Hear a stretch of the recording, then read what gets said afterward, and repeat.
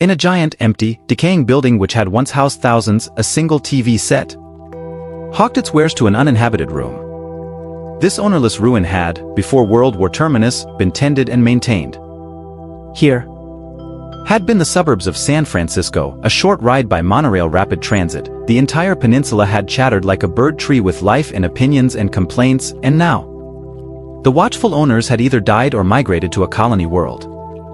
Mostly the former. It had been a costly war despite the valiant predictions of the Pentagon and its smug scientific vassal, the Rand Corporation, which had, in fact, existed not far from this spot. Like the apartment owners, the corporation had departed, evidently for good. No one missed it. In addition, no one today remembered why the war had come about or who, if anyone, had won. The dust which had contaminated most of the planet's surface had originated in no country, and no one, even the wartime enemy, had planned on it. First, strangely, the owls had died.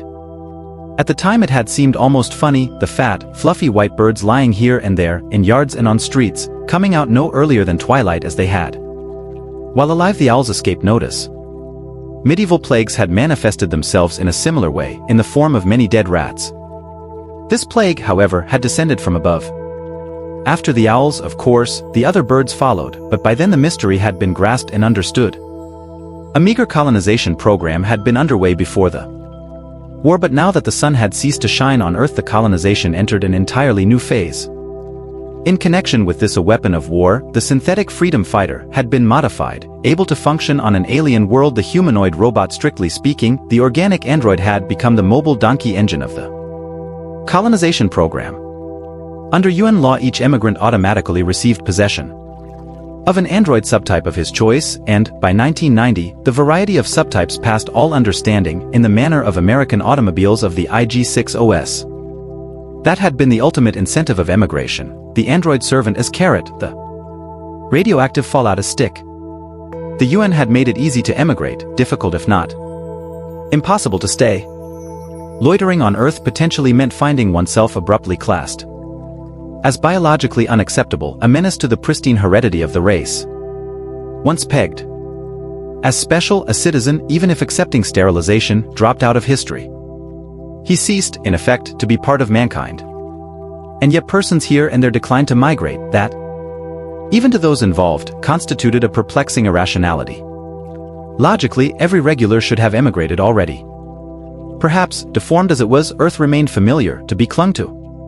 Or possibly the non-emigrant imagined that the tent of dust would deplete itself finally. In any case, thousands of individuals remained, most of them constellated in urban areas where they could physically see one another, take heart at their mutual presence. Those appeared to be the relatively sane ones. And, in dubious addition to them, occasional peculiar entities remained in the virtually abandoned suburbs. John Isidore, being yammered at by the television set in his living room as he shaved in the bathroom, was one of these. He simply had wandered to this spot in the early days following the war. In those evil times, no one had known, really, what they were doing. Populations, detached by the war, had roamed, squatted temporarily at first one region and then another. Back then the fallout had been sporadic and highly variable. Some states had been nearly free of it, others became saturated. The displaced populations moved as the dust moved.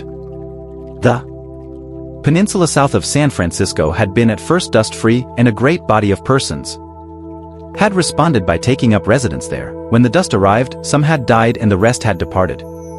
J.R. Isidore remained. The TV set shouted, duplicates the halcyon days of the pre-Civil War Southern states. Either as body servants or tireless field hands, the custom-tailored humanoid robot designed specifically for your unique needs, for you and you alone, given to you on your arrival, absolutely free, equipped fully, as specified by you before your departure from Earth. This loyal, trouble-free companion in the greatest, boldest adventure contrived by man in modern history will provide dash. It continued on and on. I wonder if I'm late for work, Isidore wondered as he scraped. He did not own a working clock. Generally he depended on the TV for time signals, but today was Interspace Horizons Day, evidently. Anyhow, the TV claimed this to be the 5th or 6th anniversary of the founding of New America, the chief U.S. settlement on Mars. And his TV set, being partly broken, picked up only the channel which had been nationalized during the war and still remained so. The government in Washington, with its colonization program constituted the sole sponsor which Isidore found himself forced to listen to. Let's hear from Mrs. Maggie Klugman, the TV announcer suggested to John Isidore, who wanted only to know the time. A recent immigrant to Mars, Mrs. Klugman, in an interview tape Live in New York, had this to say. Mrs. Klugman, how would you contrast your life back on contaminated Earth with your new life here in a world rich with every imaginable possibility? A pause and then a tired, dry, middle-aged female voice said, I think what I and my family of 3 noticed most was the dignity. The dignity, Mrs. Klugman? The announcer asked. Yes, Mrs. Klugman, now of New York, Mars said. It's a hard thing to explain. Having a servant you can depend on in these troubled times. I find it reassuring. Back on Earth, Mrs. Klugman, in the old days, did you also worry about finding yourself classified, as a special? Oh, my husband and myself worried ourselves nearly to death. Of course, once we emigrated that worry vanished, fortunately forever. To himself John Isidore thought acidly, and it's gone away for me, too, without my having to emigrate. He had been a special now for over a year, and not merely in regard to the distorted genes which he carried. Worse still, he had failed to pass the minimum mental faculties test, which made him in popular parlance a chickenhead. Upon him the contempt of 3 planets descended. However, despite this, he survived. He had his job. Driving a pickup and delivery truck for a false animal repair firm, the Van Ness Pet Hospital, and his gloomy, gothic boss Hannibal Sloat accepted him as human, and this he appreciated. Mors certa, vita incerta, as Mr. Sloat occasionally declared. Isidore, although he had heard the expression a number of times, retained only a dim notion as to its meaning. After all, if a chickenhead could fathom Latin, he would cease to be a chickenhead. Mr. Sloat, when this was pointed out to him, acknowledged its truth. And there existed chickenheads infinitely stupider than Isidore, who could hold no jobs at all, who remained in custodial institutions quaintly called Institute of Special Trade Skills of America, the word "especial" having to get in there somehow, as always. Your husband felt no protection, the TV announcer was saying, in owning and continually wearing an expensive and clumsy radiation-proof lead codpiece, Mrs. Klugman? My husband, Mrs. Klugman began, but at that point, having finished shaving, Isidore strode into the living room and shut off the TV set. Silence. It flashed from the woodwork and the walls, it smote him with an awful, total power, as if generated by a vast mill. It rose from the floor, up out of the tattered gray wall-to-wall carpeting. It unleashed itself from the broken and semi-broken appliances in the kitchen, the dead machines which hadn't worked in all the time Isidore had lived here. From the useless pole lamp in the living room it oozed out, meshing with the empty and wordless descent of itself from the fly-specked ceiling.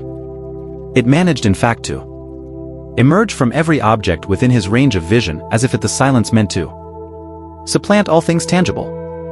Hence it assailed not only his ears but his eyes as he stood by the inert TV set. He experienced the silence as visible and, in its own way, alive. Alive? He had often felt its austere approach before, when it came it burst in without subtlety, evidently unable to wait. The silence of the world could not rein back its greed. Not any longer. Not when it had virtually won. He wondered, then, if the others who had remained on Earth experienced the void this way. Or was it peculiar to his peculiar biological identity, a freak generated by his inept sensory apparatus? Interesting question, Isidore thought. But whom could he compare notes with? He lived alone in this deteriorating, blind building of 1,000 uninhabited apartments, which like all its counterparts, fell, day by day, into greater entropic ruin. Eventually everything within the building would merge, would be faceless and identical. Mere pudding like kipple piled to the ceiling of each apartment. And after that, the uncared-for building itself would settle into shapelessness, buried under the ubiquity of the dust. By then, naturally, he himself would be dead, another interesting event to anticipate as he stood here in his stricken living room atone with the lungless, all-penetrating, masterful world silence. Better, perhaps, to turn the TV back on. But the ads, directed at the remaining regulars, frightened him. They informed him in a countless procession of ways that he, especial, wasn't wanted, had no use, could not, even if he wanted to, emigrate. So why listen to that? He asked himself irritably. Fork them in their colonization, I hope a war gets started there. After all, it theoretically could, and they wind up like Earth. And everybody who emigrated turns out to be special. Okay, he thought, I'm off to work. He reached for the doorknob that opened the way out into the unlit hall, then shrank back as he glimpsed the vacuity of the rest of the building. It lay in wait for him out here, the force which he had felt busily penetrating his specific apartment. God, he thought, and shut the door. He was not ready for the trip up those clanging stairs to the empty roof where he had no animal. The echo of himself ascending, the echo of nothing. Time to grasp the handles, he said to himself, and crossed the living room to the black empathy box. When he turned it on, the usual faint smell of negative ions surged from the power supply. He breathed in eagerly, already buoyed up. Then the cathode ray tube glowed. Like an imitation, feeble TV image, a collage formed, made of apparently random colors, trails, and configurations which, until the handles were grasped, amounted to nothing. So, taking a deep breath to steady himself, he grasped the twin handles. The visual image congealed. He saw at once a famous landscape, the old, brown, barren ascent, with tufts of dried-out bone-like weeds poking slantedly into a dim and sunless sky. One single figure, more or less human in form, toiled its way up the hillside, an elderly man wearing a dull, featureless robe, covering as meager as if it had been snatched from the hostile emptiness of the sky. The man, Wilbur Mercer, plodded ahead. And, as he clutched the handles, John Isidore gradually experienced a waning of the living room in which he stood. The dilapidated furniture and walls ebbed out, and he ceased to experience them at all. He found himself, instead, as always before, entering into the landscape of drab hill, drab sky. And at the same time he no longer witnessed the climb of the elderly man. His own feet now scraped, sought purchase among the familiar loose stones. He felt the same old painful, irregular roughness beneath his feet, and once again smelled the acrid haze of the sky, not Earth's sky but that of some place alien, distant, and yet, by means of the empathy box, instantly available. He had crossed over in the usual perplexing fashion, physical merging accompanied by mental and spiritual identification with Wilbur Mercer had reoccurred, as it did for everyone who at this moment clutched the handles, either here on Earth or on one of the colony planets. He experienced them, the others, incorporated the babble of their thoughts, heard in his own brain the noise of their many individual existences. He cared about one thing. This fusion of their mentalities oriented their attention on the hill, the climb, the need to ascend. Step by step it evolved, so slowly as to be nearly imperceptible. But it was there. Higher, he thought as stones rattled downward under his feet. Today we are higher than yesterday, and tomorrow he, the compound figure of Wilbur Mercer, glanced up to view the ascent ahead. Impossible to make out the end. Too far. But it would come. A rock hurled at him struck his arm. He felt the pain. He half turned, and another rock sailed past him, missing him. It collided with the earth, and the sound startled him. Who? He wondered, peering to see his tormentor.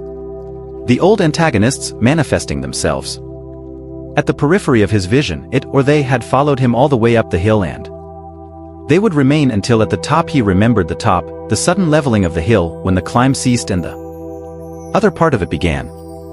How many times had he done this? The several times blurred. Future and past blurred, what he had already experienced and what he would eventually experience blended so that nothing remained but the moment, the standing still and resting, during which he rubbed the cut on his arm which the stone had left. God, he thought in weariness. In what way is this fair? Why am I up here alone like this, being tormented by something I can't even see? And then, within him, the mutual babble of everyone else in fusion broke the illusion of aloneness. You felt it too, he thought. Yes, the voices answered. We got hit on the left arm, it hurts like hell. Okay, he said. We better get started moving again. He resumed walking, and all of them accompanied him immediately. Once, he remembered, it had been different. Back before the curse had come, an earlier, happier part of life. They, his foster parents Frank and Cora Mercer, had found him floating on an inflated rubber air rescue raft off the coast of New England, or had it been Mexico near the port of Tampico? He did not now remember the circumstances. Childhood had been nice, he had loved all life, especially the animals, had in fact been able for a time to bring dead animals back as they had been. He lived with rabbits and bugs, wherever it was, either on Earth or a colony world. Now he had forgotten that too. But he recalled the killers, because they had arrested him as a freak more special than any of the other specials. And due to that everything had changed. Local law prohibited the time reversal faculty by which the dead returned to life. They had spelled it out to him during his 16th year. He continued for another year to do it. Secret in the still remaining woods, but an old woman whom he had never seen or heard of had told. Without his parents' consent the killers had bombarded the unique nodule which had formed in his brain, had attacked it with radioactive cobalt. And this had plunged him into a different world, one whose existence he had never suspected. It had been a pit of corpses and dead bones, and he had struggled for years to get up from it. The donkey, and especially the toad, the creatures most important to him, had vanished, had become extinct. Only rotting fragments, an eyeless head here, part of a hand there remained. At last a bird which had come there to die told him where he was. He had sunk down into the tomb world. He could not get out until the bones strewn around him grew back into living creatures. He had become joined to the metabolism of other lives, and until they rose he could not rise either. How long that part of the cycle had lasted he did not now know. Nothing had happened generally, so it had been measureless. But at last the bones had regained flesh, the empty eye pits had filled up, and the new eyes had seen, while meantime the restored beaks and mouths had cackled, barked, and caterwauled. Possibly he had done it, perhaps the extrasensory node of his brain had finally grown back. Or maybe he hadn't accomplished it. Very likely it could have been a natural process. Anyhow, he was no longer sinking. He had begun to ascend along with the others. Long ago he had lost sight of them. He found himself evidently climbing alone. But they were there. They still accompanied him. He felt them, strangely, inside him. Isidore stood holding the two handles, experiencing himself as encompassing every other living thing, and then, reluctantly, he let go. It had to end as always and anyhow. His arm ached and bled where the rock had struck it. Releasing the handles, he examined his arm, then made his way unsteadily to the bathroom of his apartment to wash the cut off. Was not the first wound he had received while in fusion with Mercer, and it probably would not be the last. People, especially elderly ones, had died, particularly later on at the top of the hill. Alien, the torment began. In earnest. I wonder if I can go through that part again, he said to himself as he swabbed the injury. Chance of cardiac arrest. He reflected, if I lived in town where those buildings have a doctor standing by with those electrospark machines. Here, alone in this place, it's too risky. But he knew he'd take the risk. He always had before. As did most people, even oldsters who were physically fragile. Using a Kleenex he dried his damaged arm. And heard, muffled and far off, a TV set. It's someone else in this building, he thought wildly, unable to believe it. Not my TV. That's off, and I can feel the floor resonance. It's below, on another level entirely. I'm not alone here anymore, he realized. Another resident has moved in, taken one of the abandoned apartments, and close enough for me to hear him. Must be level 2 or level 3, certainly no deeper. Let's see, he thought rapidly. What do you do when a new resident moves in? Drop by and borrow something, is that how it's done? He could not remember. This had never happened to him before, here or anywhere else. People moved out, people emigrated, but nobody ever moved in. You take them something, he decided. Like a cup of water, or rather milk. Yes, it's milk or flour or maybe an egg, or specifically their ersatz substitutes. Looking in his refrigerator, the compressor had long since ceased working. He found a dubious cube of margarine. And, with it, set off excitedly, his heart laboring for the level below. I have to keep calm, he realized. Not let him know I'm a chickenhead. If he finds out I'm a clickenhead, he won't talk to me. That's always the way it is for some reason. I wonder why? He hurried down the hall,